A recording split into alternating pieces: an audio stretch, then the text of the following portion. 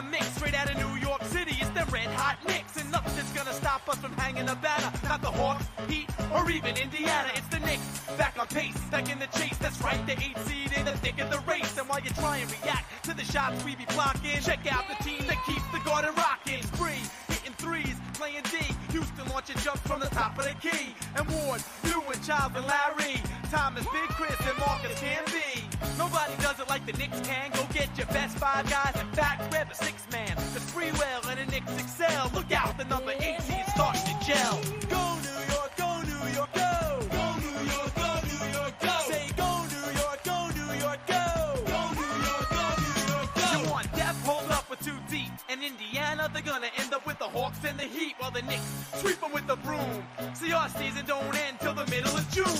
Don't ever count out the Knicks team, cause in a blink, the squad's down 16. So if you think... All right, I think 1 minute in, I think we're good to go.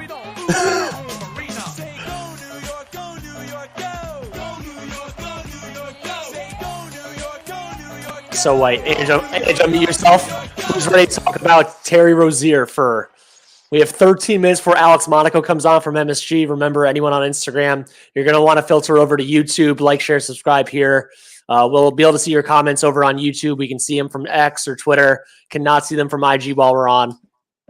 Dude, hit him up. Exactly, man. You and me both. We spent 15. Hit him up. You were here last night, man. We talked 15 minutes about how scary Terry makes the Heat more scary. And Ange, it happens. Terry Rozier goes to the Miami Heat. It only costs them a protected 2027 first-round pick, lottery protected, top 15 protected, top 14 protected, or an unprotected 2028 first-round pick if it doesn't convey. And Kyle Lowry, which actually saves them $15 million in luxury tax money, creates a $6.4 million trade exception for the Heat, and they get one of the best available scorers in the league trade-wise. What is your take on this guy right now? How did this happen? Pat Riley strikes again, Joe. Eric Spoelstra strikes again.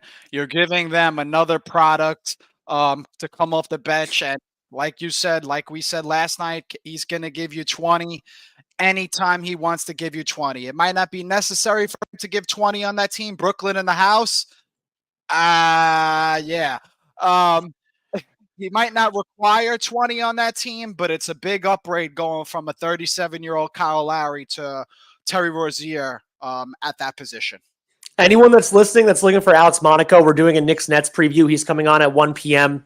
So just over 11 minutes from now, we'll be talking all Knicks-Nets, all gambling procs. He does the MSG Network show, the better half hour, and he does Moneyline Monaco. So he's been gambling. He's a professional gambler and pro comedian. So, I mean, honestly, the best of both worlds, which are what I wish I could do. Straight up gambling and comedy. Vin, I know you're not on stage, but you know that's all me, baby. You can hear me, baby. That's all me, man. Gambling and comedy. This dude's living my dream. Alex is he's one of the few shows I will stick around for on MSG when the game's over.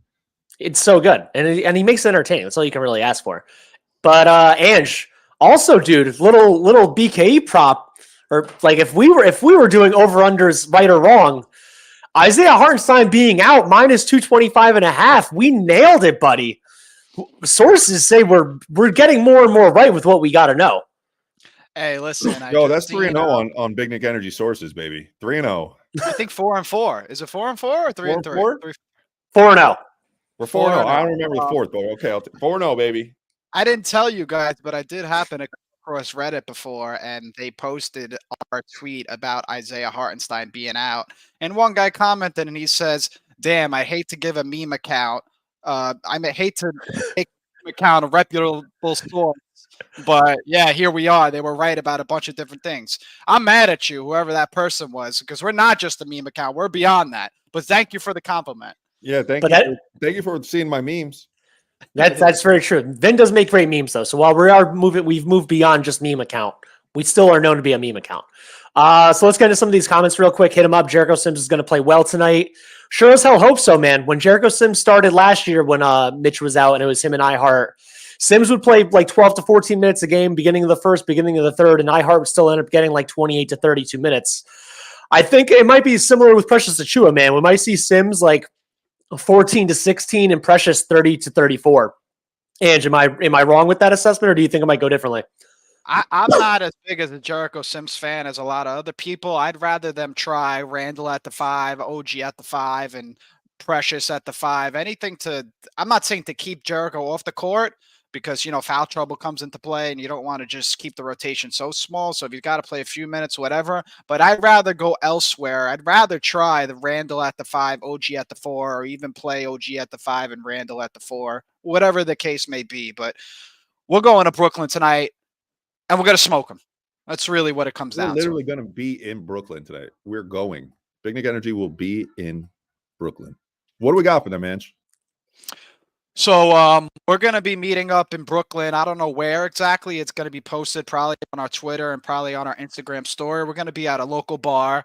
We got 5 unreleased shirts from Big Nick Energy. We're going to kind of post where we're at. And wherever the first 5 people are, you can come hang out with us and we'll give you a free t-shirt. Can't get any better than that. Ben, who's been listening to us last night and tonight, it turns out I think it looks like he's a Nets fan actually from some of these comments, but he's right, dude. They play Nick Claxton at the 5 as their only real, and they have Deron Sharp off the bench. It's like if there is a team that Precious Achiuwa can get more minutes and they don't have like a real big burly 7-footer type of guy. This thankfully is the type of team that Hartenstein can miss, and you can get away with OG Randall 4-5. You can get away with OG covering Nick Claxton. Like this, there is no Joel Embiid, Nikola Jokic, Domantas Sabonis, Alperen Sengun out there. It's just Nick Claxton. You got to keep him off the boards. He's a great rebounder, but he's not big. Joe, Nick Claxton, I believe he thinks he's that.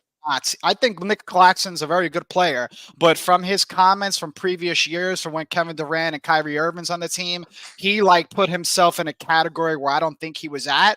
I don't know if you remember, but he did say something like, I've never lost to the Knicks in my career or something like that. And I don't think he's won a game since he made those comments. I don't forget those comments. Wait, you mean the guy that had Kyrie Irving and Kevin Durant was beating the team without Kyrie Irving and Kevin Durant? Shocking. But Joe, it's easy to talk shit when you got those two guys on your team and Harden. You know what I'm saying? You could make yourself something that you're not when you have that kind of backing. 100%. Absolutely. How you know I'm a Nets fan? Well, dude, you just ratted yourself out. Now I know you're a Nets fan. There you go. Hit him up. I think Zach LaVine is going to the Sixers. Just saying that would be really interesting.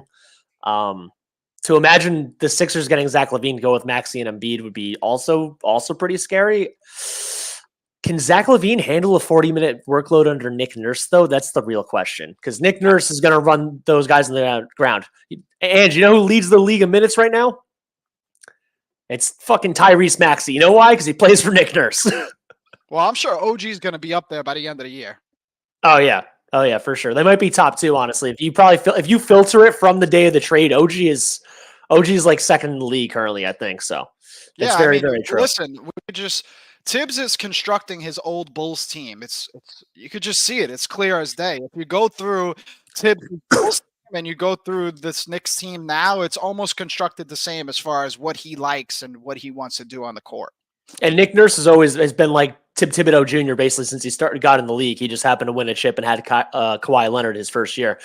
Shout out D-Bucket, shout out BKE. Keep doing your thing. Thank you, man. Appreciate it. I can't promise doing streams every single day, but I'm also doing one with Brett Siegel later on tonight before the Nets game. So that's 3 in 2 days that we're hitting. Plus, if Mill does the post game, that's 4 in 2 days. So huge content, 48 hours for us. And before Alex comes on, because we only got 6 more minutes, to go back to Terry Rozier, this dude is averaging 23 points, 6.6 assists, and 4 rebounds. The points and the assists are both career highs. Salute to Coach. Thank you for coming in. They're both career highs. He has a horrendous 123 defensive rating, according to Basketball Reference. Thankfully, he has Bam Adebayo now behind him to save him, which helps out a lot versus having Nick Richards, who is supposed to be their backup center. He's an offensive-minded guy because I would know that because Mark Williams, their starting center, their defensive stalwart, has been injured for a month, and he's on my fantasy team, and he's ruining my fantasy team. But yeah, but the one biggest thing, and I tweeted this a couple days ago, I forgot where I heard it. Anytime a team adds a player with over a 25% usage rate, they usually struggle the first couple weeks. It takes a lot to get a guy that's that used to having the ball in his hands acclimated to a new system, to a new offense. They're never coming in as the number 1 option. It's always 2 or 3. He's probably 3rd behind Jimmy and Tyler Hero to get the ball now. So to go from the 1st to the 3rd option, I think it might take them a little while to get used to it. But again, he's averaging career highs this year. So what do you think how Rozier is going to do fit-wise under Eric Spoelstra? I think, well, first of all, I'm never going to count out Eric Spoelstra making it work with anybody. He's easily one of the best coaches in the NBA, if not the best coach in the NBA. And I believe he's now the second highest or the highest. It's either him and Popovich, right, Joe? I think he's past Pop at this point. I think Pop is on the downhill. So I'll just say Rozier, even going back to his Celtics days, he played a role where he wasn't one of the main guys. So he was second, third, or fourth guy, whatever it is. He wasn't the main guy. He was a guy coming off the bench that could fill in some starter minutes, and he'll get you buckets. So I think it'll be some adjusting, going from one of the lead guards and lead scoring options to now taking a back seat and stepping aside a little on the Heat. But he has a little bit of memory from playing with the Celtics and a little more talent on the team, so he'll figure it out. I hope it's just not against the Knicks.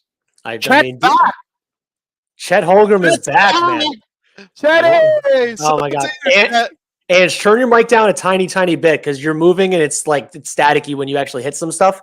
Damn, that distracted me because Chet Holmgren's back in the chat and I don't know what to say now. I wanted to say something. Oh, dude, the last time Terry Rozier was in the playoffs, you know the whole thing around Julius Randle had civil rights numbers that State and some other people were saying in the playoffs, Ange? Yeah. You saw that last year? Last time Terry Rozier was in the playoffs, 32% from the field, 23% from three. So he was only 25 years old at the time. He was probably he's small, obviously. He's like a 6'1" guy. He just wasn't really ready for the moment. He had made the playoffs 4 years in a row, but actually got worse and worse, not better and better as time went on. 24% from three, man, is rough. So you know this dude's been chopping at the bit the last 5 years to get back into the postseason. So he has something to prove. He turns 30 in May, or March, yeah.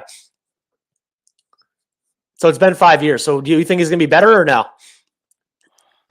I'm just going to, like I said, I'm never going to count out Eric Spoelstra to make it work with any kind of player. He's talented. He's going to get you a bucket. They need bucket. Their defensive system, like you said, they'll be able to hide them when you got Bam behind you. It's a lot easier to make mistakes instead of having Mark Williams, who's a good player, but he's still a young player. And Williams has been out, dude. With Nick Richards, it's even worse behind him. They give up 130 a game. So, Paulie Walnuts, who actually commented on our stream from last night about how the Knicks should go all in and get DeJounte Murray. Go get Murray. He's balling 2 firsts and Grimes is a no-brainer. So, Paulie, I want to ask you a question. Now, basically, this question is to anyone that feels the Knicks should, quote-unquote, go all in for DeJounte Murray. Do you think DeJounte Murray makes the Knicks win the title or make the finals this year? Because one thing that actually, for anyone that listens to the Dan Le Batard show, they're obviously a Miami Heat based radio and podcast. They're from Miami, the whole thing. They literally made a poll this morning that's like, is your team ever a Terry Rozier away from winning the title? Probably not. Straight up. Even Miami making the finals last year, probably not a Terry Rozier away. And is any team a DeJounte Murray away from winning the title? I know that if there is a team out there, I know it's not the Knicks. Now, I know the Knicks would need more than DeJounte Murray to win the chip. I'd still we talked about this last night, Edge. I still think they would be behind Boston. It's still really hard to imagine them beating Denver in a 7-game series if they were to get that far. And then who knows? Who knows with the Heat, the Bucks, and the 76ers? It's still a crapshoot. It's not like it's not like a top 10 player coming to the team. So I don't know. It's hard. It's hard. Listen, like we've said, we know Murray is the best talent out there. But to bring in somebody with that type of talent and that type of player who kind of requires the ball, so he would basically be a third option. In order for Murray to be effective, he's going to have to put up some shots. So the adjustment isn't as easy as bringing OG along, who doesn't demand the ball, who doesn't require the ball, who could still get you 15 to 18 points while shooting 6-7 shots and never demanding the ball. So it's hard to balance that, 100%. Vin says Monaco's about to be on shortly. It's just 1:00 now, so it should be any moment. Last thing, Paulie does respond. He would go to battle with Murray in our team. That's fair. I don't know. It's 3. I just don't think it's a 3 first-round pick thing. And hit him up with a great answer. Rich Paul's a prick with Clutch Sports going to the Knicks. I mean, DeJounte Murray's clutch.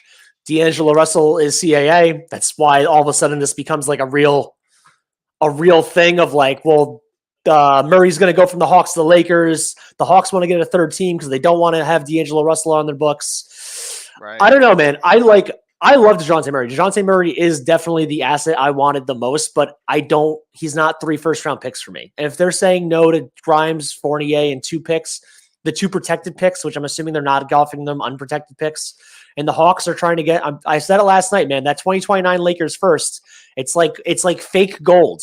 People think of it as like, it might be the number 1 overall pick in 2029. The Lakers are going to suck after LeBron. Like, it's just a thing. It's just the thought process people have.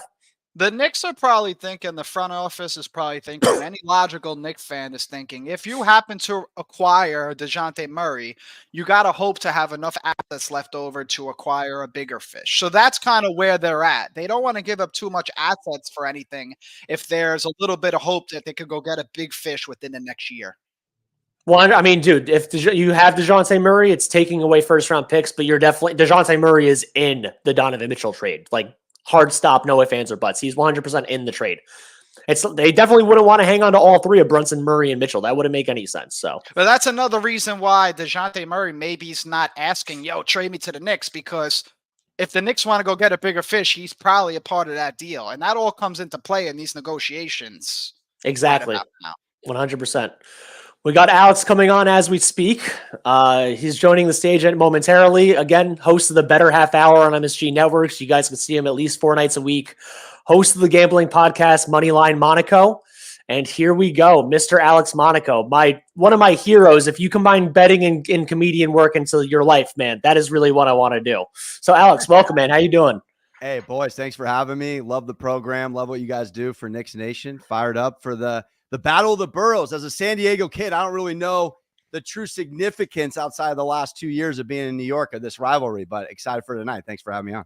You missed the significance when Kevin Durant, Kyrie Irving, and James Harden were here destroying us. So by you coming the last 2 years, you see it go from one extreme, one-sided affair to another extreme, one-sided affair. So I think you came at the right time, but maybe you came at the wrong time as an NBA fan. I don't know.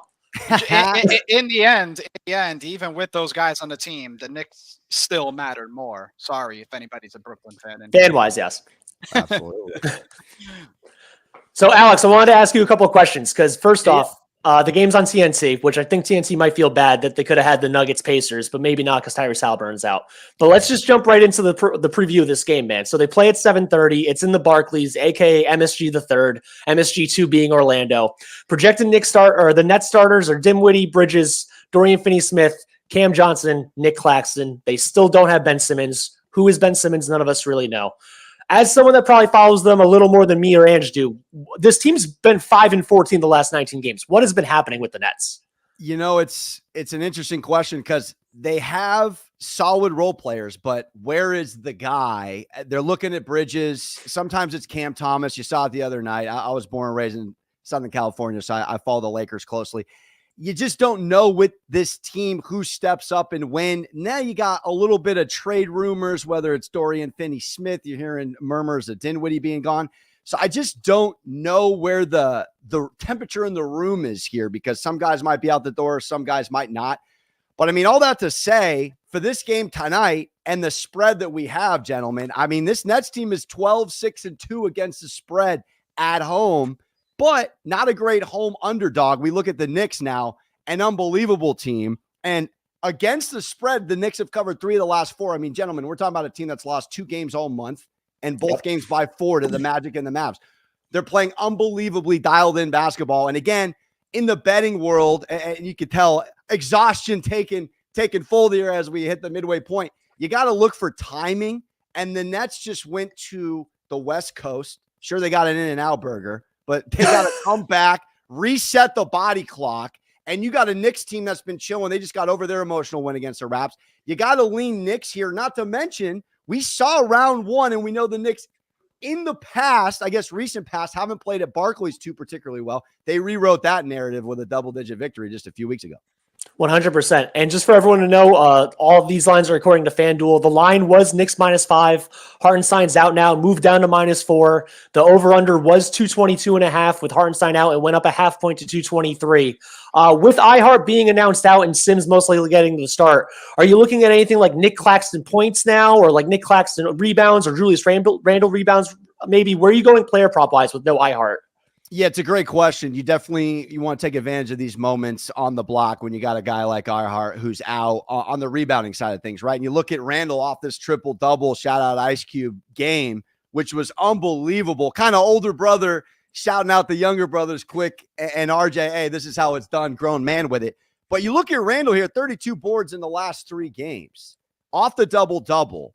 I think you got to sprinkle or at least consider sprinkling on Randall again tonight. On the double-double, he's a little bit juiced. It's around minus 125 on FanDuel. But again, you saw his imposing his will last game. And outside of Claxton, not really a banging bodies type team down low on the block. I think Randall can get to 10 rebounds tonight with no Hartenstein. And I do want to shout out Josh Hart here. Sneaky pick. I got to pull up the value. But our guy had 9 rebounds last game against the Raps, coming off a double-double 2 games ago. He's averaging 6.5 on the season. But anytime a Hartenstein's out of the roster of the lineup, and then you go back, and I do this sometimes in betting, how did he do round 1 against the Nets? Oh, he had a double-double. Could be worth looking at a role player like Josh Hart if FanDuel pops him up on the rebound side of things.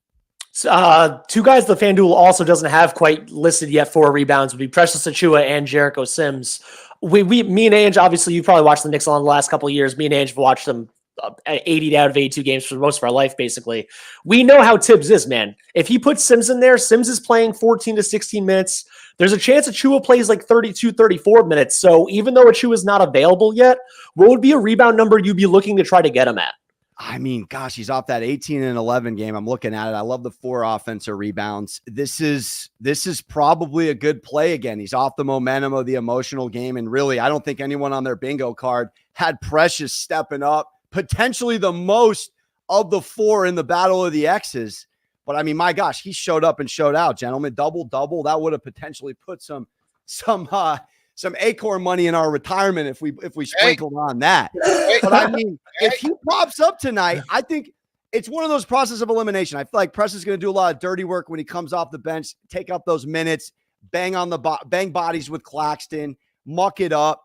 I think he can get an 8 rebound night. But again, we got to see what FanDuel pops up. They don't always throw us love on the prop side of things with the role players. I really like Josh Hart tonight to continue this rebound, and I really love the value, especially with these guys out. You got Hart out. I'm sure Hart's going to play a little more minutes at the 4. I know Josh Hart is not a fan of playing the 4, but he's probably going to have to see some spot minutes there. So I'm sure he's going to be down there banging down low for sure. Yeah. Again, shout out to everyone that's on Instagram or watching us on Twitter. Make sure you come over to YouTube, like, share, subscribe. Talking to Alex Monaco again from MSG. We're talking all Knicks-Nets with him while he's here. Alex, I did want to ask you real quick. I know you want to focus on the game. Obviously, you don't want to talk about can't do trades or anything like that. Are you able to talk about the Spencer Dinwiddie report recently, where seems like the give up on his team or he's coasting or whatever it is? Yeah, I can't talk on it too much, but I just think from a betting perspective, back to tonight, if you have a team that might be just in limbo, which really the Nets are, what are they doing with their assets? You still got the Ben Simmons situation in the background. A lot of Wedding Crashers rule breaking number 6, drawing attention to themselves in a negative way going on over there in BK. But yeah, I mean, all that to say, bringing it back, looking at Dinwiddie on the defensive side. Now we're off Brunson. His numbers the last 4 games. I mean, 330, 230 pieces, a 38 and a 41 pieces, just recronculous. But I want people on the betting market to pay attention to Brunson on the assist side of things. Let's not forget, less than 10 games ago, he hit a career high. He had back-to-back double-doubles. Last 4 games, 9, 8, 7, and 8 on the assists. I do these Knicks pregame, same-game parlays. I'm starting to pay more attention to Brunson on the assists. I think tonight could be a night where maybe he does get a double-double, look to get some guys involved. His over-under is currently set at 7.5. You can get him plus 270 for 10 plus, and then for 12 plus, you can get him at plus 800 if you want to say he'll get his second highest total ever. Can I throw a question back to you guys? Absolutely. Just temperature in the room. You guys, diehard Knicks fans your whole life, and I might be San Diego optimistic because I grew up in 73 degrees my whole life. Is this team not something incredibly special? I mean, we watch them game in, game out, night in, night out. We're looking at the East. Again, you watch Boston just they don't look like they still have what it takes in this Eastern Conference where the Bucks don't have the depth and they certainly don't have the defense. We got Embiid dropping 70 pieces and still having to sweat games against the Spurs down in the fourth quarter. Can we not sit here and be incredibly excited about the Knicks at 19-1 on FanDuel to run the table in the East? I've already purchased the ticket, and I don't think it's that far-fetched to think it's Knicks Celtics to run the Eastern Conference Finals. I think the Knicks believe that the East is wide open. They're making moves as if they believe that the East is wide open. And we're going to see as we come close to the trade deadline what really happens and what move that they make. They could be we could blink our eyes and the Knicks will be in the Eastern Conference Finals. Because this is where I'm at. 5 teams play real defense in this league, and 10 guys play real defense in this league. Game in, game out, and 3 of them are on our team. So when push comes to shove, and you got everyone trying to play Steph Curry offense or everyone trying to play Patrick Mahomes Chiefs offense, and you don't have Patrick Mahomes, you're looking at the Knicks here with the OG trade, doubling down on what they do well. The defensive numbers reflect that. We're now double-digit Costco sample size in to look at the numbers. This is a top 3 defense that rebounds top 3, and they've been hitting at a top 10 offensive three-point clip all year. I think DiVincenzo is the most underrated piece and pickup of the offseason for role players. I don't know. Maybe I'm a little it's the winter and I got nothing to look forward to except for Knicks playoffs. I feel very confident. Alex, I'll tell you this. Like you said about us, we've been watching the game for years, been following every minute of every game, every trade rumor, everything that's revolving around Knicks. It's so nice to have a team that when you know they're playing up against a team of lower caliber, they're probably going to win the game, and you don't really have to worry much or think about it much. So that's really refreshing to know, because I remember that same feeling from the 2013 Knicks, that when they were playing those lower echelon teams, they were going to pounce on them. And like Julius Randle said, you cannot play with your food in the NBA. I mean, this team is mopping the floor. Look, as favorites, they're 19-6. I mean, forget against the spread. They're just mopping up mediocre teams. And then when you're a good team with culture, with dog and balance, a Heat, a Sixers, a Celtics, we're running the table against them. I just look at how well they played Boston last year. Yeah. And then the narrative of Porzingis coming into the Lions' den in the playoffs. I don't think any of these Kingstown players are ready for it, baby. I think the Garden's going to chew them up and spit them out. I'm fired up for it. I'm ready to run through a wall at 1 o'clock on a Tuesday. Is Porzingis even going to make it to the playoffs, man? We've seen this dude get injured every single year, basically. So that's another thing in itself, you know? They're counting. That team is counting on the health of Kristaps Porzingis, and that has never worked out over a long period of time. Listen, I wish him the best of health, but the track record speaks for itself. I got 100%. I got one more play for you, not to keep bouncing around for tonight, because I love DiVincenzo tonight. Dude, I love the ADD, man. I think the same way. Thank you. No, yeah, I'm all over the board. But DiVincenzo, he's such a consistent starter across the board with his props, but you got to look humbly when he's off, not the best game. He's not off the best game. We're looking at, let's see, he only had 1 game in the last 4 going over 3 threes, but he's gone over 3 threes 6 of the last 10. So you go on law of averages tonight. I think he's going to hit 3 threes. You look at round 1 against the Nets, cooked. I don't know how. I mean, they had 23 and 8 and 5 triples in round 1. This is one of those nights where I do feel Brunson's going to facilitate. Dante and Hart are going to cook. Nova Nation's going to be singing Kumbaya, and the Knicks are covering. Yeah. DiVincenzo's 3+ threes are currently set at -155, and 4+ threes is +170. So if you want to get that plus juice and hope he hits one more, I feel like a lot of times he gets the 3, he gets the 4. Hey, yeah, Joe, how much better of a record would the Knicks have if they started DiVincenzo from the start of the season? Ooh, that's a juicy question, Joey. I don't, man. I love Grimes. You know, I don't want to shit on Grimes in any way, shape, or form. That hurts me a little bit. I think they have a couple more wins. I think it's like 28 and 15. I think easily 2 to 4 games. Easily.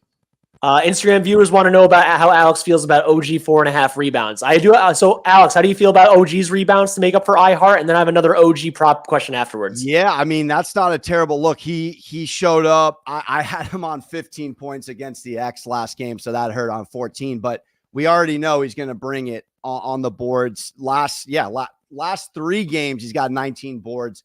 That averages out to over 4.5. I think, again, this is to whoever commented that, great night to look at these guys. That's the nice thing about this balanced Knicks team. You got so many guys doing little things, happy to do the little things. It's like a beautiful Italian family out of the show The Bear. Hey.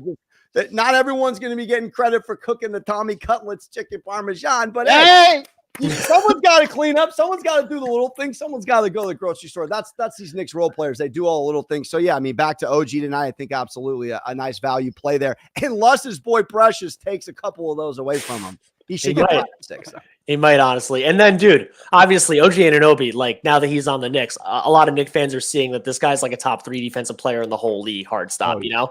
Unbelievable. We're assuming, it's probably safe to assume based on the matchups and the players out there, this man's going to be chasing around Mikal Bridges a lot when they're matching up starter for starter. Mikal Bridges is over under a set at 21.5 right now. He's coming off a 26-pointer in their collapse against the Clippers. But a lot of these he stops, it's either 26 or 21 or below. So what would you think about Mikal 21.5 over or under? That's a tough call, guys, because that's, he didn't get going against the Clippers till late the other night. He's not, I don't know. He's stepping up, but he's not showing up and showing out game in, game out. It's weird. I don't know. Maybe he's really upset here that the boys across the river are just having a ball. But I mean, looking at OG's numbers defensively on Mikal, I mean, we're talking about Anunoby having a 3-block game and a 4-steal game in 2 of the last 3. I think locking him up, there could be actually some value on OG over 1.5 blocks and or steals tonight if you can find that combo. 2+ blocks right now is plus 270, and his 1 steal is minus 210. 2 steals or more is plus 240. So that plus 240 plus 270, let's add it up real quick. It gets you to plus 854. So if you think he gets a 2-2 game, it's 8-1 odds right there. I like it. You guys feel like any thoughts on Rozier going down to Heat culture? Oh, that's what the other half of the podcast was talking about before you came on and after you leave. We were talking about all Scary Terry. Dude, we spent 10 minutes last night saying that, like, of all the teams that Terry Rozier could go to, whether we wanted him or not was one thing, but, like, I just didn't want him to go to Miami. I just thought, like, them getting that guy as a backup scorer, like, even as, like, the second or third option, depending on where him and Hero lie against each other behind Butler. And if there's ever a team and a coach and a player in Bam and Spo that can make up for this guy's defensive faults, like shortcomings or faults or whatever, it's them playing a zone. It's him having Bam behind him. And it's a team that scams their way into giving up 105 points in the playoffs a game, no matter who's out there. Hey, but we could have beat that offer easily. So the Knicks obviously didn't value Terry Rozier as much as Knicks fans and Knicks Twitter valued Terry Rozier. Correct me if I'm wrong, Joe. We could have beat that offer. I think so. I think the fact that they only had to give up a protected first in 2027 and they got to get rid of Kyle Lowry's contract is huge. Right. This is an exciting. The Knicks are turning down moves because they got unbelievable balance. They got assets. They got draft picks. They got hand. Hey, I'm coming off of watching Rounders again for the 7th time last night. I remember. Hey, they got a little Matt Damon chips to play with right now at the table, metaphorically speaking. They don't have to rush. They don't have to press. Opposite of tilted right now. Alex, Max Carino is asking, what do you think about the Knicks over 55.5 second half points? I want to actually do an either or with you based on that. Knicks over the second half points, or do you think Knicks second half spread based on their second half performance recently might be a better play? That's a great question because I meant to speak on this. The Knicks first quarter bet could be the play tonight because they came out against the Nets and smoked them. What was it, 32-20 after the first quarter? So the NBA's tough with those second half spreads. That's really to answer it from a betting perspective. You got to read and react. You got to watch the game in real time and base off the betting. Now, I will say there's a little bit of degen, but sneaky live bet plays. If the Nets were to somehow go up at any point in the first half, and you could get the Knicks to win the first half close to even money, God forbid you get a point or two, I would be jumping on that all day. That happens too often in the NBA where a favorite goes down the first half and you can jump on them to win the first half or get them at a better price. That goes to say for the -4 as well. If you can get the Knicks down anything close to even or -2, something of that ilk, got to fire. I like the Knicks to cover and win tonight. The Nets in the first game only scored 102 points. I believe they still had Mitchell Robinson playing, but there was no OG Anunoby. So if you were to say anything for the point totals for their games, I'm trying to find it right now. What are the odds you think the Knicks can hold the Nets under 100 again? I know that's not necessarily a prop, but just in general, do you think if you were to pick the over-under for the Nets points total, what do you think they're going to be getting to? Yeah, that's a fun guessing game because I got it right now. It's set at 109.5. Okay, yeah, I was going to guess around 105, somewhere between 105 and 110, just because over/under, which is interesting to note, hasn't moved since round one. So this is a 233, I believe, right? Was round one. I got to double check, but the over/under hasn't really changed from round one to round two. But most importantly, like I said on the Knicks pregame, I said to take the Raptors team total under 111 last game because since they acquired OG, they've held teams to under 111 in 9 of the last 10, now 10 of the last 11, which is just absurd. So I think if there is a play on that, you got to go team total under here. I think they put the clamps on the Nets again. The little brother. Yeah, 109.5 is pretty high. The first game was 233.5. This one's set at 223. So they're expecting a much lower scoring game. Okay, yes, Alex, I got to ask one question. I'm not a gambling guy per se, but I follow very little. Are you one of those smash over guys? Actually, I'm not. Well, first of all, I'm just trying to get half my bar mitzvah money back from a long time ago. So say, I'm Johnny Sharp up here taking down Benedict in Vegas every other day. But I always say responsible betting is huge. Breakfast money, utility bill money. Don't put the mortgage on it. Don't put the family, don't risk the families, whatever on it. But, for me, I'm not a huge over or under guy. I sold my Millhouse soul a long time ago where I'm from San Diego. I don't even have a team anymore in the NFL. I'm a recovering San Diego Chargers fan. So I feel like when it comes to over under, I'm able to look at the betting painting a little bit more dead inside. So I don't really go over or under one way or another. I wouldn't be rocking a sweatshirt or a mug saying I'm over or under. That's just game to game, baby. You got a bowling alley, bounce off if you're putting the bumpers on, you got to bounce off the bumpers. The best professional bettors, they don't bet with their heart. So, Alex, are you going to the game tonight by chance? Or are you going to be in studio? I'm in studio. Shout out the Juice Bar. We got a late night taping, so I will not be giving out anything on the pregame. And again, Natty TV, so that kind of affects the local programming. So we're actually off tonight, but I will still throw out some. You guys got me all fired up. Now I got to do a Hart, DiVincenzo, maybe Randall, all dog, all Hart parlay here for the boys. Battle of the Burrows parlay. Let's just 4+ rebound to every Nick available, man. They all got to combine together. I don't hate squad riding that at all. Little OG, DiVincenzo, Hart, maybe up Randall to 8 boards. We'll see what that pays out. I'll squad ride that all day. And then we're getting Max asking over 25. Oh, Matt Brunson over 25. His over under right now is set at 28.5. Do you think that's a little high for his point total, or do you think he's going to hit that? Yeah, it's high. That's the tough thing in the betting world with betting props. Especially once the third lefty, and I'm lefty by the way. Not to pivot ADD again. Very few people commented ever in the infrastructure of the Knicks, the former Knicks. 3 lefties starting in the history of the NBA. Find me a Stump the Schwab team with 3 lefties. Only a lefty would make that observation. Dude, it was 4 lefties when they had RJ because Hartenstein's also lefty. Right. But bringing it, which is sick from you think about splits, you think about guys that are, shoot. Basically Klay Thompson-esque, Quentin Grimes, pull up and shoot guys. If you got splits one side of the court versus the other, and you got a bunch of lefties, that's a problem. I digress. You've seen the scoring uptick since OG's been acquired with the 2 lefties still on the team. So you look at that number for tonight, off of 430+ points, there's going to be regression at some point. I'm not sitting here saying Brunson's not going to cook. I'm saying this is where you got to look at like the assists for a night like tonight, more than the points. You're going to ask Brunson to hit 5 30-point games in a row. That's just a tall order, no matter who you're playing. And when does anybody happen to have Brunson's game log versus the Nets since Mikal Bridges has been on the team? Because I'm pretty sure he's cooked him every time. Last game, Brunson only had 16 points, but he had 8 assists and 7 rebounds. The last game, Randall led the team with 26, and DiVincenzo hit 5 threes against the Nets and 23 points. So now, I'll be honest with that Debo threes. You did bring up a good point. Now 16, but 2 of the last 3 prior to that, which were Bridges contingent, at least one of those, 39 points and 40 points for Brunson. Here's the thing I've noticed too. Betting Brunson on national TV game. Has this guy not showed up? I mean, he showed. So I might be going against my own advice here. It's a national TV game. This man might go for another 30 piece. I mean, you see, I'm just trying to get votes for our guy here. This is egregious. Get off the list. The voting's done, man. We tried. Once we saw he wasn't on the first set that high, we were like every day, like, yo, vote.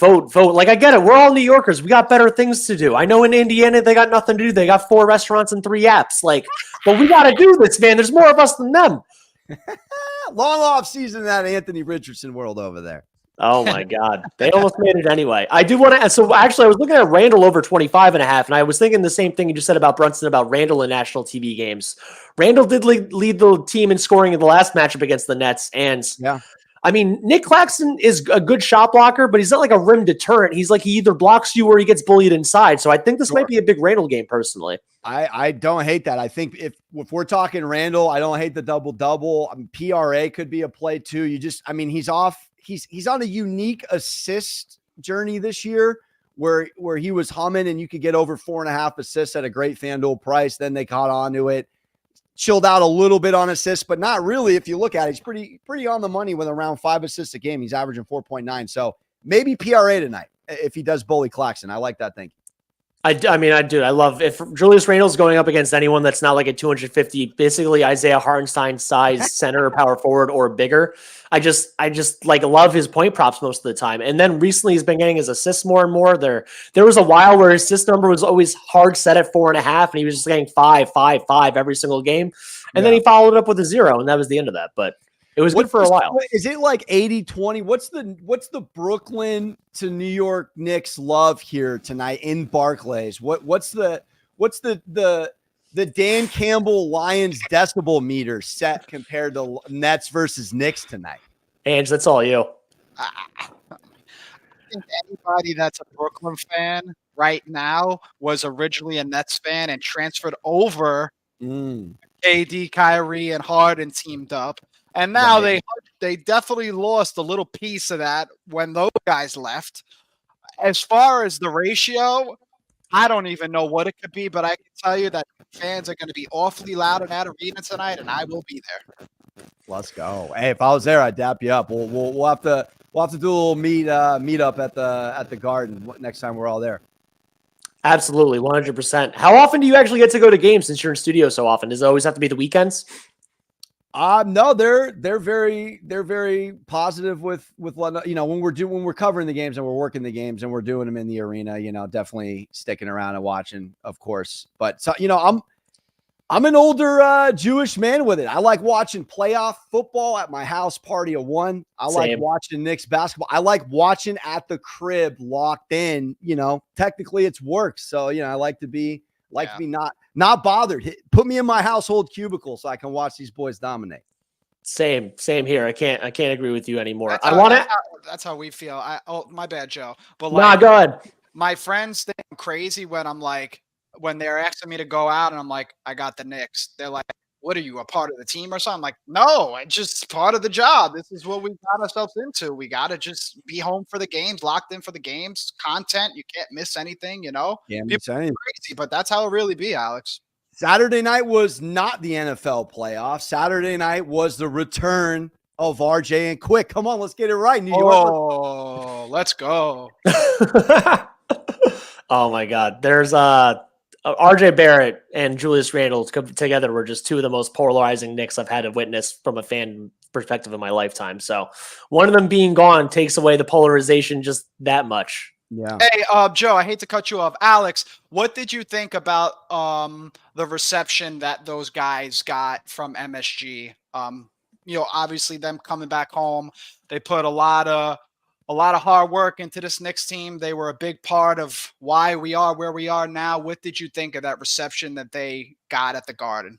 Yeah, I thought it was well-deserved, classy on both sides. I thought Quick and RJ handled themselves very well. Looked like the emotions got to Quick a little more. I think RJ was a little more stone cold with it, all business. Quick looked a little, at least with delegating. I know he got a double-double that night, so looking to, impose as well. He was still skipping. I don't know if he was frolicking the way he normally is, in our colors, but no, it was very classy by the organization and all the way across the board. I think everyone handled it well. And then you'll love to see Randall and Brunson, everyone showing love on the gram, et cetera, after as well. It's all love. Yeah. Alex, while we got you here real quick, I wanted to look at the make the finals or make the playoffs props, because we don't talk about the Nets a lot, and the Nets are a downtrodden team currently. They're set at plus 520 to make the playoffs, and they're set at minus 130 to make the play-in right now, even though they're in the 11th seed.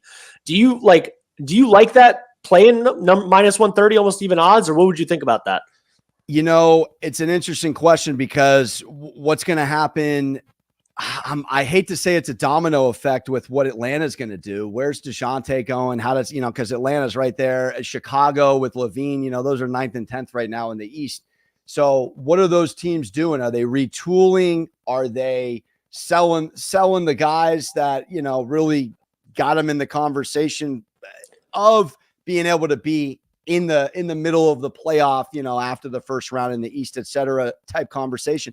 I don't know, guys. I mean, Brooklyn, and where are we with Brooklyn? I'm hearing Dorian Finney-Smith, maybe Dinwiddie. I don't know what's going to happen. I don't love betting futures amidst all of this potential turnover.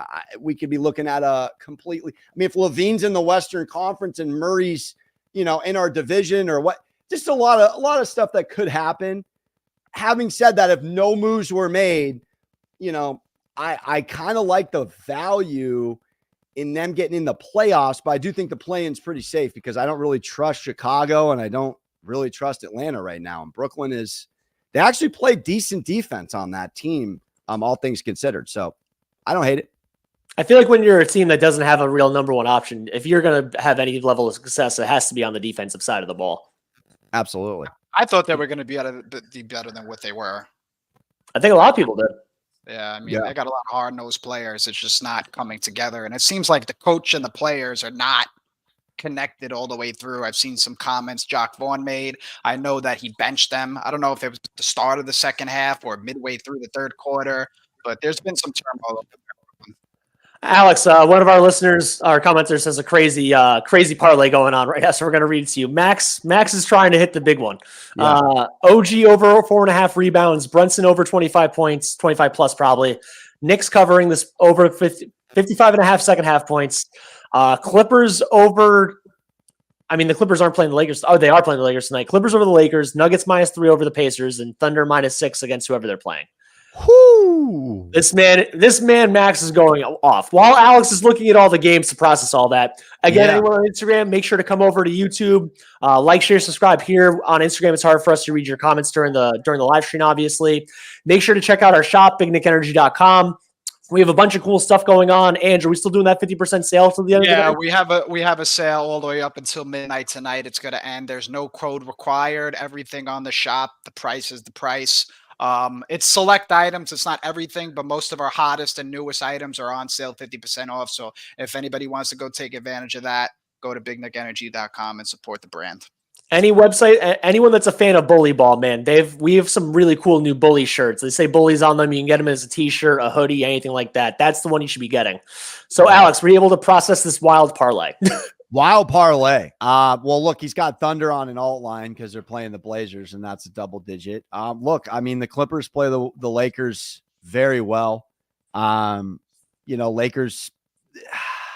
I don't know which Lakers show up night to night here over there. I don't know what they're doing as well, but laying 9.5.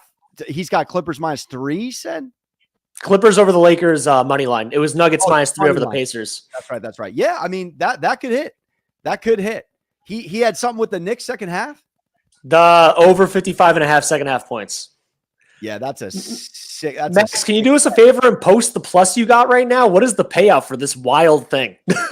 That's Max, we're rooting for you, bro. By the way, facts. I mean, you picked the Knicks to win and Brunson and OG to go off, so I'm all for it. No, I like those three. Look, you could cap it there. That same game parlay will hit all day. Yeah, this dude just kept going. So, Alex, as someone that actually does a gambling show and stuff like that, the advice that people know, and when you gamble a long time, like straight bets pay out more than parlays over a long period of time. Every professional gambler will tell you that. Yeah. What do you think is the pull for the common man to make these wild parlays, and how would you talk someone out of that if you ever wanted to? It's that classic objects in mirror, not as they appear. I mean, they want you to think that you can hit that Willy Wonka ticket, as I like to say. And, it's just, if you are dancing in that parlay lane, again, $5, $10, nothing crazy. Keep it light, keep it low. And again, the books are going to let you know so-and-so hit a life-changing this, a life-changing that, never let you know what they didn't hit or how many $10 parlays they put in. Just, don't go crazy. I always say responsible gambling's huge. This is a real deal. You don't want people going into this world in any kind of negative way. You want to keep it light, keep it fun. But yeah, I mean, these a buck here, a couple bucks there. Manage your units, manage your bankroll, never put all your money on one play. That's all I gotta say. Social media, man, will have you only people win. People only win and they never lose. And they all win 20 grand. Yeah, but no, the parlays are I don't want to say they're sucker bets, but are you betting to win? Or are you betting for entertainment? Two completely different conversations. If you're betting to win, never do a parlay. If you're betting for fun because you're going to the game and you're like $10, I could turn into 100. Different conversation. That's beautiful. It is what it is. And Ange, I know you said you don't know where you guys are going to be at for the game. What time are you guys getting to Brooklyn though for tonight? I think Vinny wants us to be there at 5:30, wherever bar we're going to go. I don't know where, but it's going to be posted on our socials somewhere, and we'll have the merch. And like I said, 5 lucky winners, 5 lucky fans of the brand, 5 lucky fans of the Knicks. We got them. We want to give them away. And yeah, that's where we'll be, somewhere over there. We'll keep everybody posted. Alex, you got any recommendations for the best bar near the Barclays Center? Man, I wish I wasn't such a live right by the garden guy. I'm San Diego on foot, no car, man. You asked me a geographical question. There's no Thomas guide for me. If I'm off book on the train to get there, 6 to the L? Yeah, I think that's a win for me. But no, I got no bar right for you. Then the answer is go on Google, man. Alex, I'd be down for the tailgate if there was one. Hey, Max, I don't know if he said it's $80 to win $1,500, so that's a wild payout. And apparently he's splitting it with other people. So Max, we hope you and your boys win, buddy. Max, good luck, my brother. Good luck. Alex, before we let you go, man, what is your absolute best pick for tonight for both the Knicks, Nets, and the Lakers, Clippers? And then if you want to plug where everyone can find you outside of on MSG Networks. Yeah, thank you. Knicks, Nets, give me the Knicks, swallow the points. I think Randall double-doubles a play. I do like a sprinkle on, if we want to go something swanky, Dante 3+ threes, Josh Hart 6+ boards. Ooh. Nothing crazy like Max bottom left in the chat going for a third of Manhattan rent over here. But, hey, I like that. Lakers, Clippers. This would be a star show out. I go with like a Bron, Kawhi, 20+ points, AD 10+ boards, maybe a Harden 6 or 8+ assists. I could tweet something to you guys once I look at the game a little more. Word up, and obviously everyone find him on Twitter or X as we should say. Yeah, and Alex _ Monaco. Yeah, and I do have a betting page too, Moneyline Monaco, where I go crazy on all things betting. It's 100% betting as opposed to the personal page. So that's Moneyline Monaco on Instagram and TikTok as well. Find him at Moneyline Monaco as well. Alex, before I let you go, the one thing I did make, and I did this when we had the source that said iHeart was going to be out. Claxton 15+ points and Randall 10+ rebounds plus 333 payout. Ooh, that's tasty. Very tasty. I like that. I like where you're thinking. No iHeart tonight. Going to be an interesting paint in the trenches. That's what I'm hoping for, man. He's a responsible gambler, Alex. He doesn't play. I gamble every day, never more than $20 though. No, there you go. Hey, I thank you guys so much for having me on. True honor. You guys are one of the biggest just entire groups in the world of not just Knicks Twitter, but Knicks Nation. So a true honor to have me Thank on. you. And Ooh, as a California kid, thanks for welcoming me, not just to Knicks Nation, but New York open arms, even though I got a dad from Long Island and all kinds of New York in my blood. I mean, you're basically you were already an implant from here anyway. Then, if that's the case, Alex, if you can, man, I'm going to DM you after we're done with the stream because we're going to go back to Terry Rozier talk for a little bit. We wanted to be able to send you some merch if you don't mind, so it'd be totally cool. Absolutely, appreciate you, boys. Thank you, man. Much appreciated. Enjoy the rest of the day. Go Knicks, baby. Let's go Knicks. Yeah. All right. Good guy. Great guy. Great man. Great man. Ange, dude, that was great, man. Alex is a good get. I don't know if that was your idea or Vin's idea. He was awesome. Yeah. Great guy. Great guy. All right. So how much more time you got? Yo, thank you, Alex. I fucking messaged him out of the blue and he messaged back. So yeah. I got till 2:15. You got till 2:15. Okay. So first of all, anyone still with us, thank you for staying. Again, if you're on Instagram, make sure you come over to YouTube. Check out bignickenergy.com for our shop. We have the 50% off sale, all of our newer items up until midnight. It looks like Vin is going to come on stage now. Let's go. Hey, look at this guy. That's so New York. And is that yellow on your hat? Dude, that is the farthest matching thing I've ever seen. It's Mitchell Robinson. Is that a yellow hat? Man. I'll wear this to the game. Don't worry. Why are you looking like a construction worker that just got out of the Knicks game? You were like, hey, you got out of 10. My shift starts at 11. Nah, Vinny looks like he just went to the thrift store and just found like $2, $3, $5 items. You see, that's like not even real. That's all fake stuff. Oh my God. Yeah, all my merch is bootleg from bignickenergy.com. Did you say that you make your own Big Nick Energy bootleg merch? No, stop. Listen, we talked to Terry Rozier. I don't want to hear nothing about Terry Rozier. We didn't want him. We could have beat that trade last week.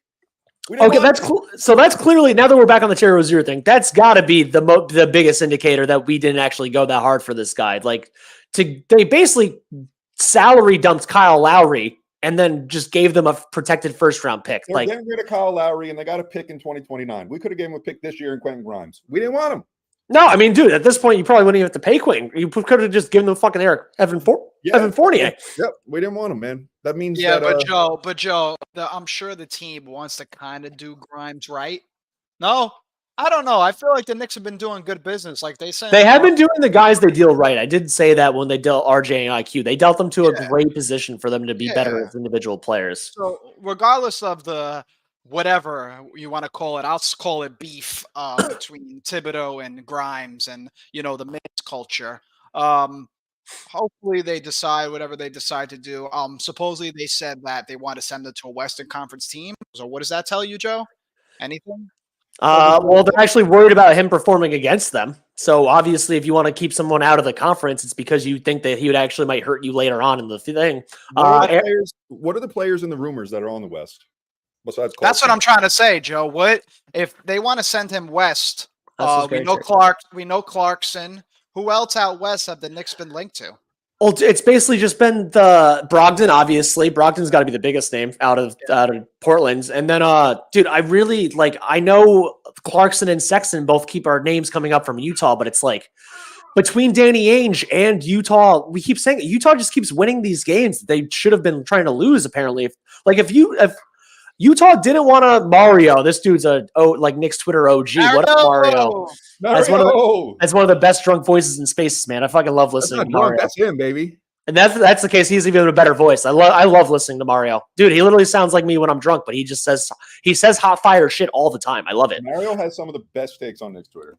I agreed entirely. Takes on Knicks Twitter. Seven Snap goes, not so scary. Terry's going to be a bust in Miami. We definitely don't want Lowry. I'm actually worried about Lowry being like a thing that people are saying now. I do not want Kyle Lowry on my team. I'm sorry. The Villanova Knicks are really coming together, Joseph. Ben, where are you going? My child I don't want my child. She's going to be crying any second. I'll be back. Yeah. You guys. All right. All right. That's fair. So, Ange, here, give me the you want Kyle Lowry rationale, because it's Villanova, it's veteran leadership. Just what is it? I think Tibbs loves his veterans. He loves guys that he loves guys who he knows what he's going to get out of them. And you know what you're going to get out of Kyle Lowry. You're going to get a steady point guard. Listen, we're not asking him to play 25 minutes a game and put up 15 points and 6 rebounds and 4 assists, but we're asking to give me 30% of what Brunson gives. Joe, if I'm not mistaken, what's up, Mario? If I'm not mistaken, this might be a bold take, but Kyle Lowry is what Jalen Brunson was. You mean like currently, like? I'm saying the Kyle Lowry when he was in his prime is kind of the similar mold to what Jalen Brunson is. Short, could will his way to the basket, body angles, nice jump shot. He's kind of got the same package. They're from Villanova.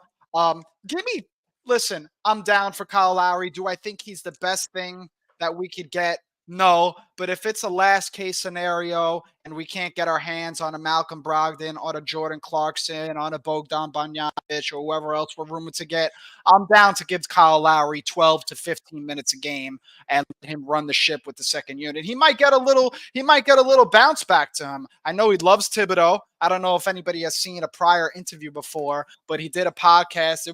It has to be about 3-4 years old. He talks about how much he loves Tibbs. And I don't know what their interaction is. I don't know if they were probably on the USA team together, but Kyle Lowry's respects Tibbs. You know, Tibbs loves his veterans. Kyle Lowry's another Villanova product, guys. You know, we're the Villanova Knicks. So it could be something to keep an eye on, but we'll see going forward what actually happens. I know Joe's very upset about this, guys. Do you know how old Kyle Lowry is, Ange? He's 37, I believe. He turns 38 before the playoffs. Yeah, I need a veteran, Joe. I need a veteran, Joe. Why? Why? I need somebody to check Randall. They're not all. It's not like they have a team of like 23-year-olds. They're not. For example, they're not the Raptors right now. Like they're all. They're all like between 23 and 30. Like, New York Sports Network. Thank you. Randall being the veteran on this team does not. I don't know. That doesn't hold much substance to me. Dude, you not if for all of the this is insane to me. You are the Randall stand between us, and you're the one that's like, I don't trust Randall to be the veteran leadership, and I'm not a Randall guy at all. And I'm like, dude, he literally just has people over and over again say how he helps lead them.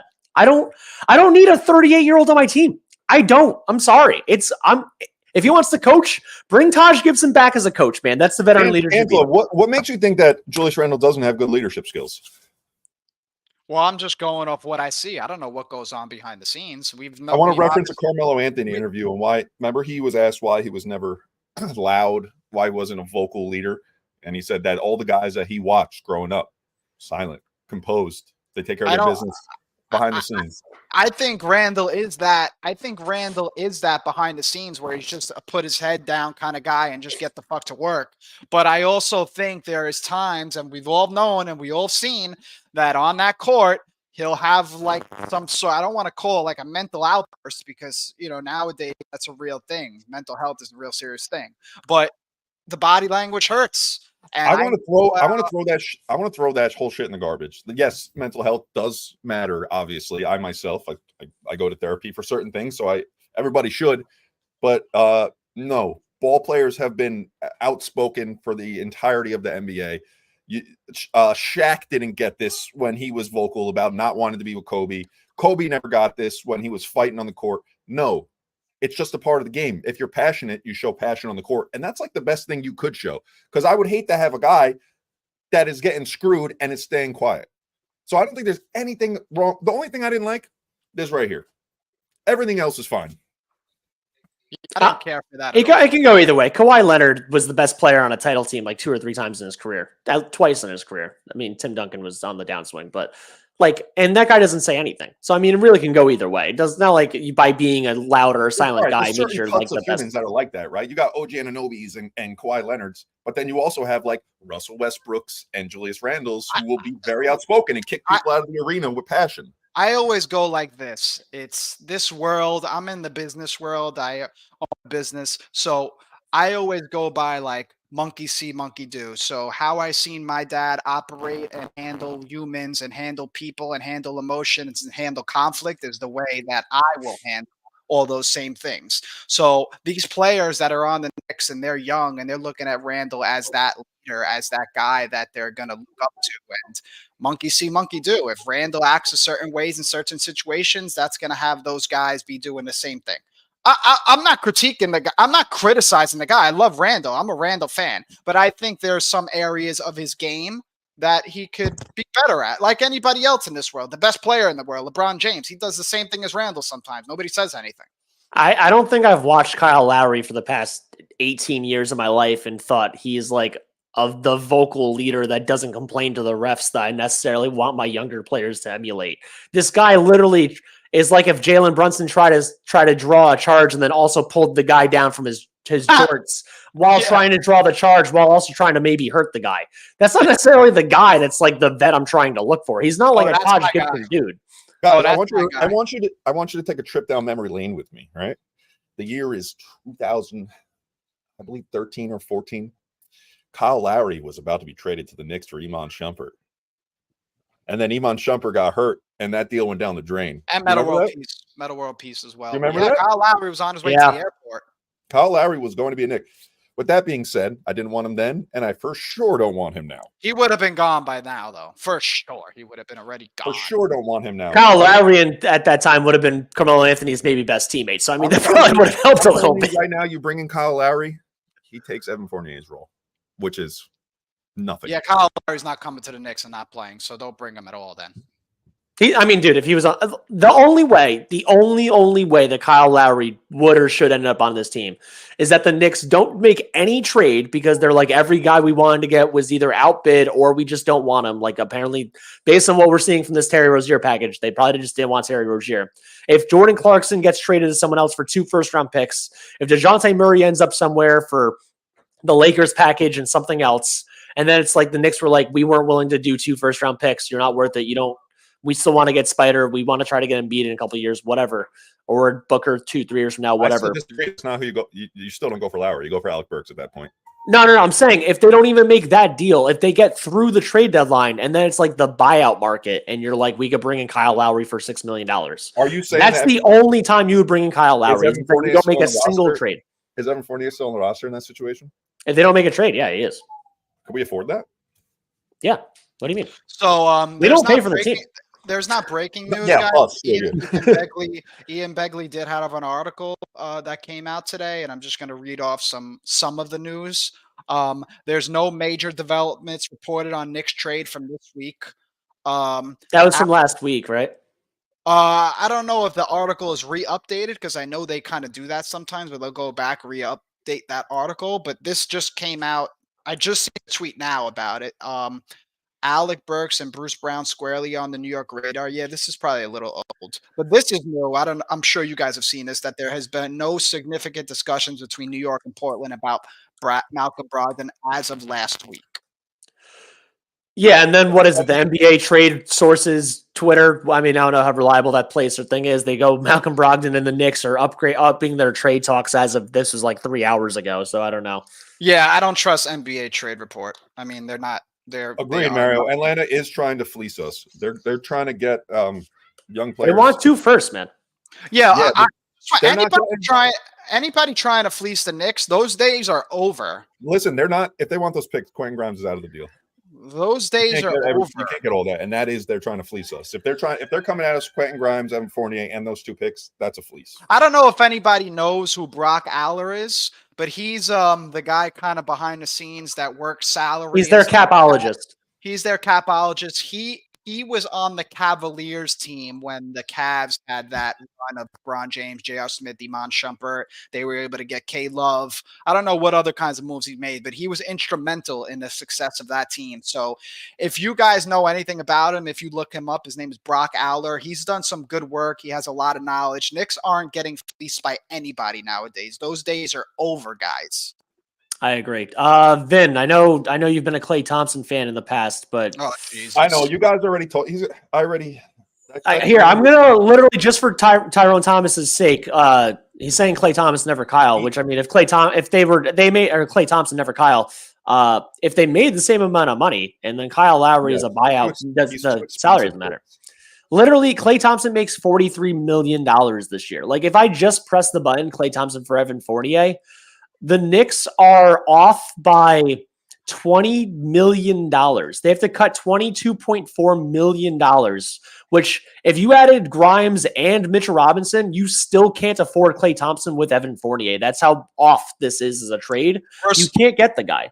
You just can't get him. Respectfully, I don't want to see him in another uniform. Listen, he's on that Golden State appreciation contract. They know that he's not worth that shit no more, and unfortunately, they're probably going to be stuck with it. Dude, this is last. This is last year. This is last year. This is last year on that contract. All right, so don't expect. See, I wouldn't take that contract on because he's not getting that again in free agency. Yeah, dude. I mean, if anyone that wants Klay Thompson, you can sign him next year for $10 million. He's not getting $40 million. Joe. I'm thinking 20. 10, Joe. I would say probably like 14 to 16, somewhere around there. I mean, he might get 20 from what's Brunson contract? It's $24 million. All right, 18 about. Brunson's going to get 40 in a couple of years. Brunson's going to get the max. Yeah. This dude, Kyle Thompson. I did it. Klay Thompson is going to sign a 4-year with somebody on a 18 mil. 18 million. Yeah, maybe something like that. Chill Joe 10. I was undershooting a little bit. Professor Knicks. Go for that, guys. That was crazy. 10 mil, whatever. It's all $10 million. 10. If you make 5 million or 50 million, I don't have 10 million. It's $10 million. It's all the same thing. Professor Knicks, Malcolm Brogdon should be the number one and only guy we're targeting. He seems like the only realistic name out of all of the BS that we've actually seen or not seen. I'm actually, by the way, shout out to the chat. Shout out for everyone watching right now. We're at 42 watchers. I don't know how we didn't have 42 people when Alex Monaco was here, but Alex just reposted this. Alex. Alex, you the man. Thank you. Thank you, Alex. Much appreciated, dude. Alex was great. For anyone just joining us now, if you're on Instagram, make sure to shoot over to Twitter, preferably YouTube, actually. Like, share, subscribe here. Make sure you hit the thumbs up in the chat. Anyone that wants to see the Alex Monaco part, he's on for about 35 minutes with us, starting around 15 minutes into the podcast or the live stream. So make sure you rewind after you finish watching us. We're going to be on till probably like the next 10 or 15 more minutes. Vin and Andrew are both going to the game tonight. So if you're going to the Barclays Center, look for some guys. Vin's 6'4". He's easy to find. If you're going to the Barclays Center, message us. We're giving out free shirts tonight. We have 5 free shirts. First come, first serve. Also, what I would say is everybody that is on Instagram or Twitter right now, we're trying to get Joey to never have to work a real job again. So if you come here and subscribe, we get to a certain point where Joey gets to do this for a living. Joey! Joey! They're saying that. Don't feel obligated to do any of that. We're literally losing people watching as you're saying that. I'm going to work my whole life. Maybe. Hey, bada bing, bada boom. I'll have more stuff behind me. Am I right? Bazinga. Guys, Malcolm Brogdon should be the number one and only option we're targeting. The only other name at this point that seems like remotely realistic for any reason would be Alec Burks. So it's like, if it's between Brogdon and Burks, I guess I want Brogdon, but barely. Mario's been listening to us the past like 30, 40 minutes. I love you, bro. Shout out to you and shout out to your space. Anyone that's on Knicks Twitter, you want to listen to Mario and Brutus after this, you could probably listen to their space. They just finished, but definitely check out Mario and Brutus. They run some of my favorite Knicks spaces on Twitter. They're OGs, man. They've been fans for like 40, 50 plus years. So like they know more than we all forgot. You know what I mean? Tyrone goes, dude, you guys got a podcast right outside of MSG on a snow day, BKE going up. That is definitely a goal, man. The last time we were outside MSG for the playoffs with hand warmers and mittens and protective cable cord covers and no, I'm just playing. Maybe one day, maybe Alex gets that hookup. Who knows? Yeah, all we need is a tent and Vin to bring a bunch of shit, honestly. Yeah. It's all me to do it. It's all, dude, you have the construction hat on. What do you mean? You have the truck right there. I'm glad you took off that yellow, dude. Ange, who would you rather if you had to pick? Just even money, whatever. Alec Burks, Malcolm Brogdon for the rest of the year. I don't want to make it seem like, listen, I know Malcolm Brogdon is more of the impact player, guys. 6th man of the year last year over our guy, Emmanuel Quickly, and they're both gone from their respective teams. How funny is that? But I know Malcolm Brogdon snapped. It's on the screen right now, by the way. Good. I know Mario 1-3 OG. I know Malcolm Brogdon is obviously the better player. Besides DeJounte Murray, he's probably the main guy as far as talent that the Knicks could get. Brogdon, no question. What's up, LePix? What up? I'm more familiar with Alec Burks' game, and he's been on a tear, I believe, for this past month. So I wouldn't be mad to see that Alec Burks back in a New York Knicks uniform. Malcolm Brogdon also had one of his best games of the season last season. At this point, dude, I feel like if you're Malcolm Brogdon or Alec Burks and you're on the effing Trailblazers and the effing Pistons, and you're like, I can get out of here, please to God get me out of it. Vin, what are you doing to the layout, dude? Please to God get me out of here, man. If they're like, we can put up our best numbers right now, please give me the ball. We're going to lose the game. You guys are taking for picks anyway at this point. Let me put up 20 and 8. Let me get 25 and 10. All up my trade value. Teams will want me, and I can leave and play in the postseason. Because if you're their age, Ange, you want to play in the postseason more than you want to help a young team. Brogdon put up a bad showing at the Garden against the Knicks. Yeah, he put up a bad showing, boy. I'm sure that Trailblazers GM was in town, and I could bet you, I don't want to say my bank account, but I'll bet $10 that there were some conversations either before or after that game in regards. He only played 13 minutes that game. He only had 2 points, 1 for 5.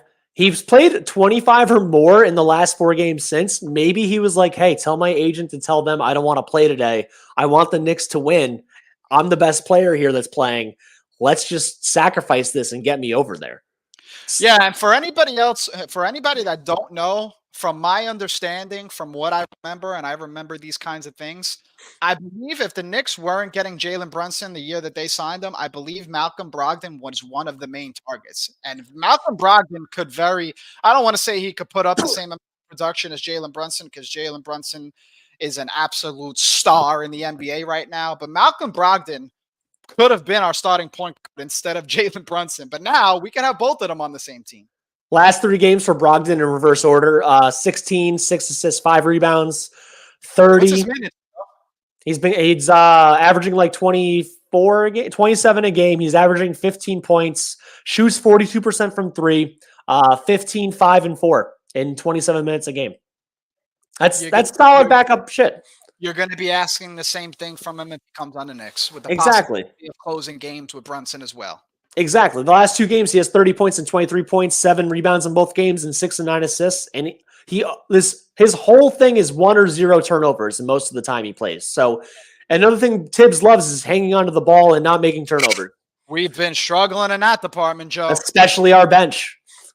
I mean, even Brunson's been making some boneheaded passes. We know Randall almost had a quadruple double if you count his turnovers. I believe he had 6 or 7 turnovers. Yeah. So, we do. He almost pulled a Russell Westbrook. Guys, the live stream just cut out for about 15 seconds. So if you want to fill them in on what you just said. On what, Instagram or? On everything, I believe it. So just fill in the last 15 seconds, the topic you were just speaking on.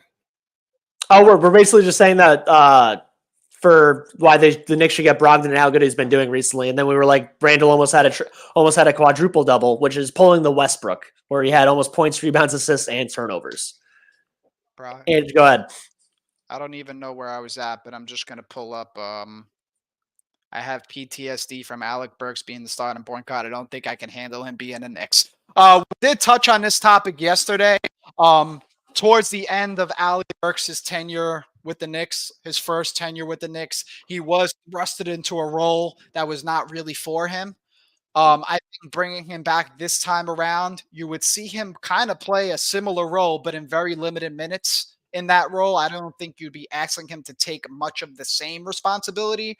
We're really looking for somebody off the bench to actually get buckets and to give Brunson some breathing room, because what I've been noticing is that Tibbs doesn't have Brunson starting at the beginning of the fourth quarter, and then by the time the 10 to 9 minute mark comes around, he's already got to insert him because the team has gone from here to here without him on the court. So you need to spare him at least another 3 to 4 minutes during that fourth quarter. Brunson should be coming into the fourth quarter with like 6 minutes left in the game. To bring him back into the game with 10 minutes, you're going to run this guy into the ground. And obviously the data across the NBA within the past 10 years with this whole load management thing has kind of been, it's been weird because we've seen a lot of guys rest and all these rest days. And obviously now they're penalizing these players and these teams for resting.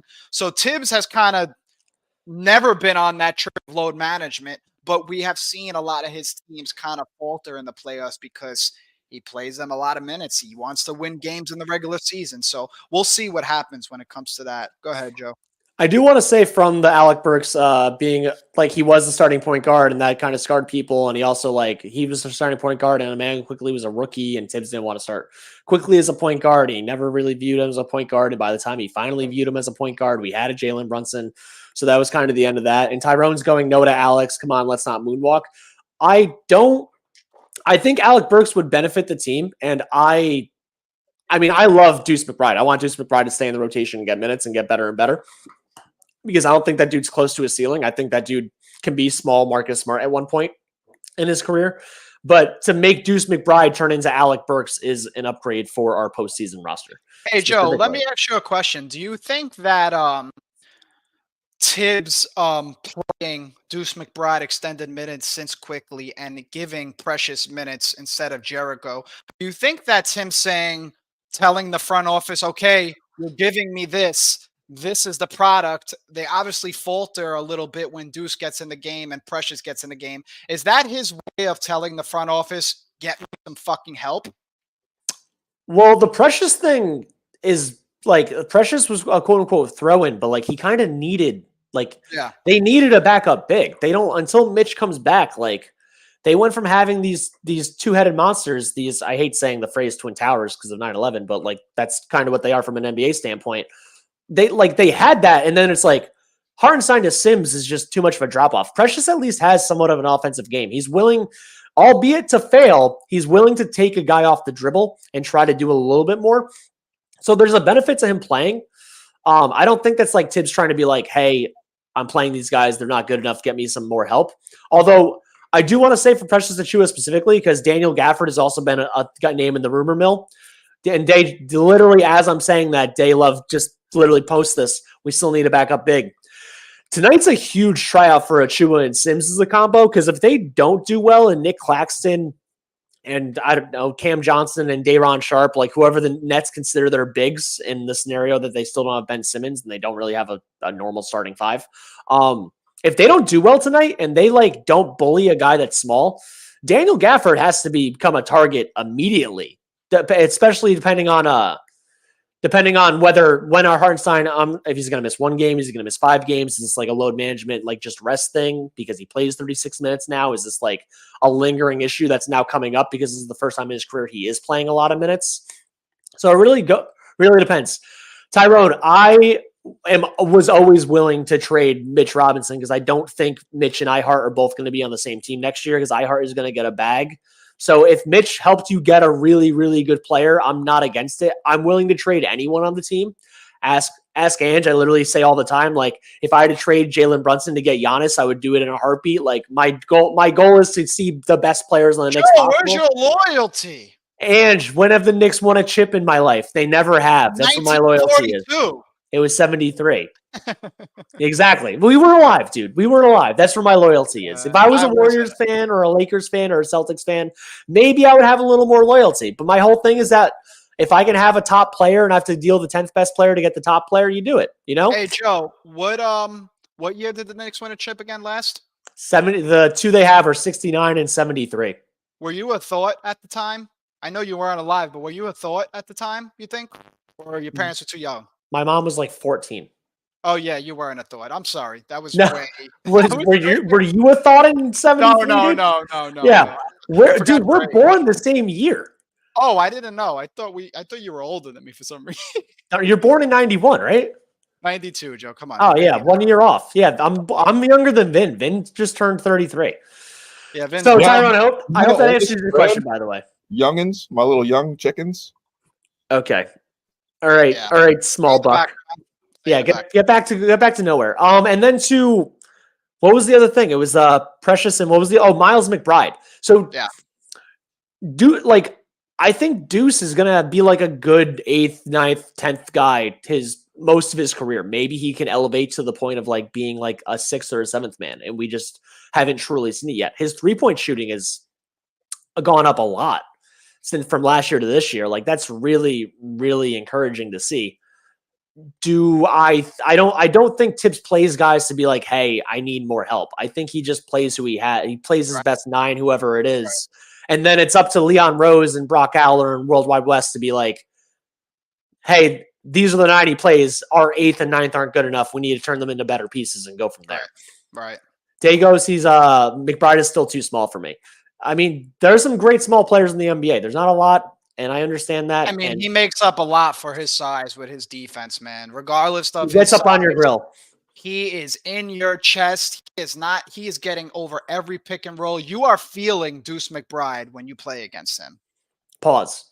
Yeah, definitely was, but you are feeling Deuce McBride when you play him. Sorry, guys. It's okay. It's okay. So what do you think? Like, do you think he plays them for the sake of like, hey, I need more help, or? I think, like you said, this is what we got at the moment. I don't think he cares about Evan Fournier's minutes. I don't think What minutes? yeah. I don't think. Listen, but Joe, you got to think like Evan Fournier, even at the end of games, like during blowouts, like he's not even inserted into the game. Like that's like, I guess he's kind of a veteran, so you don't do that. But like he's not even like. Tibbs don't even care to like showcase him. Is there anything to showcase anymore? I don't even know. But as far as like the Deuce and Precious minutes, that's kind of all we got right now. But I think him putting that product on the floor, it's very, very clear that it's not enough. And we all love Deuce. We know he just signed a 3-year, $13 million extension with the Knicks. So I'm glad that he got his money. I'm glad that he's going to be somewhat part of the future or maybe even a part of a trade package. But if Deuce McBride tightens up his handling, works on his shot creation a little more, he's going to be in the league for 10 years. I do just want to make a comment based on Day saying he's too small, and then versus the Celtics for other big teams, it doesn't mean anything that Deuce can get into guys' chests. The Celtics backup point guard is Payton Pritchard. He's 6'1". Yeah. The Bucks play Dame and Campaign, who I mean, they're like Campaign's a little taller as a backup 6'4", but Dame's not a big dude. Tyrese Maxey's small. Like they're all the guys that are like good. It's not necessarily that they're bigger than McBride. He's just not that good. You know, he's not big enough. You know, it's like I say all the time. Most guys' peaks are between the age of 27 and 31 years old, one way or another. Deuce McBride's 23. He started at 21. He wasn't on an NBA roster at 21. He was in the G League. 22, he got to stick around and make the rotation sometimes during injury.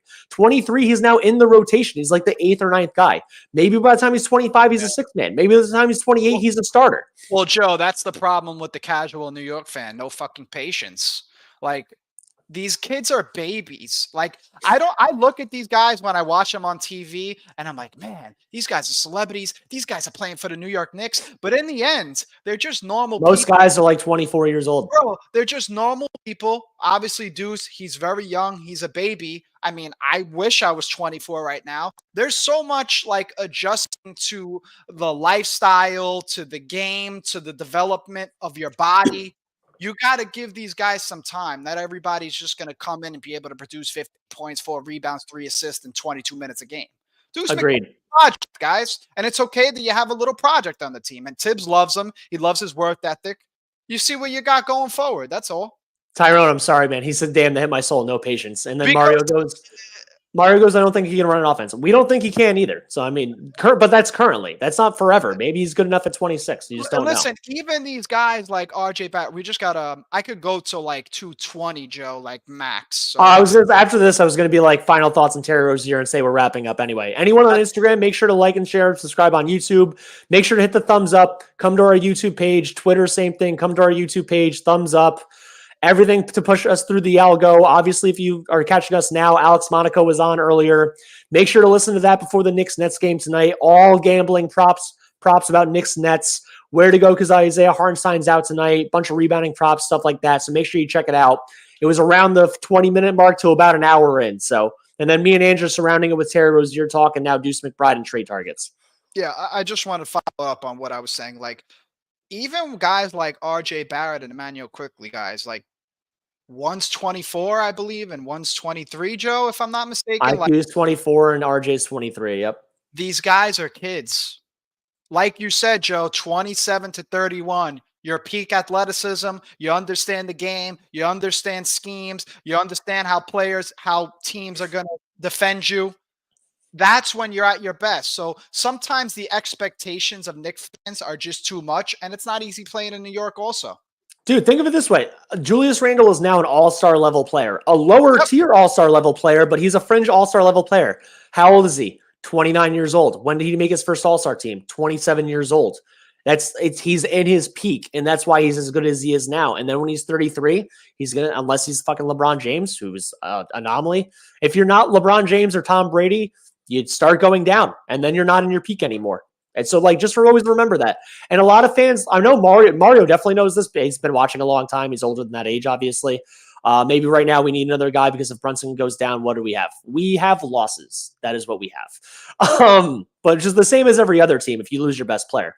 But a lot of Ange, I know you said like some fans are dumb. I think they're just young, dude. Like a lot of fans are like, oh my God, like we lost our kids, lost our heart and soul. Like I want these guys to be great now. If you're 20, you think you're at the peak physical condition when you're 20 years old. Dude, I turned 33 this year. I'm in better shape now than I was at 25. And you just don't know that until you get there, you know? If you're under the age of 25, you think everyone's the best. You're over the age of 40, you know what your best age is. I want to touch on this before we head out. I think Randle has adopted a lot of that mentality. I don't want to throw that word mama mentality out because I feel like that is way overused. But I think Randle's work ethic definitely comes from Kobe Bryant. I don't know if you guys know, but there is a story out there that I don't know if it was the first time Randle was going back to Dallas when he was on the Lakers, but they were on the plane together and Randle was ready to go back to Dallas, play the Mavericks. He was coming home and Randle wanted to enjoy seeing his family, seeing his friends. I'm sure he wanted to probably party a little. He's a young kid. He's going back home. He's got millions of dollars. Kobe Bryant said, "What are you doing?" Randle said, "Well, I'm going to go." Something along the lines, I'm going to go see my family, my friends, yada, yada, yada. You know what Kobe said? We're getting off this plane. We're going to work. And then we go back on the plane, yeah. I remember Randle speaking about that moment many times in interviews. So Randle's work ethic is definitely been talked about by many people in the Knicks organization. I know Kobe, RIP to him, he always spoke highly of Randle. So I don't think he should be any better than what he is because Randle's one of those players that got better and that has gotten better at an unusual time. Like you said, he made his first All-Star game at 27. How many NBA players have made their first All-Star game at 27 and have gotten better since? Not many. Not many. By the way, I'm pretty sure. Never mind. Oh, like Julius Randle was he only played for 1 year with Kobe Bryant. He got hurt 4 minutes into his first year, else it would have been 2 years. Yeah. So, I mean, like, there's plenty of guys that played with Kobe Bryant and they don't have the Kobe Mamba mentality. Julius Randle actually probably emulates it more than a lot of players. Correct. He just also has like a hot-headed, argue with the ref, not try on defense all the time, mean streak in him. Thank you, Tyrone. Tyrone, appreciate it, man. Thank you for sticking with us basically all the way through. Anyone that's listening now, we're signing off. I'll be back on with Brett Siegel in about 5 hours from now before the Nets game. Talk all things Knicks trades and like rumors and stuff like that. Ange and Vin are going to the game tonight. So if you're at the Barclays Center, I guarantee Vin is very tall and Ange will definitely have on some BKE stuff. Make sure to go to bignickenergy.com. We have a sale right now. All of our newer stuff is 50% off. Make sure to like, share, subscribe, and comment on YouTube, TikTok, Instagram, Twitter, and Threads. We are everywhere that's not Facebook. So let's go Knicks. Ange, I hope you have a great time tonight. Go Knicks, baby! We're taking over New York tonight, baby. Come on. Ange, what's the final score tonight? Make a prediction. Don't matter. Knicks are winning. We're taking Brooklyn by here. Smashing them, bro. Hey, someone throw $1 on 118 to 97 Knicks for me. Let's go Knicks. Peace. Let's GTFO.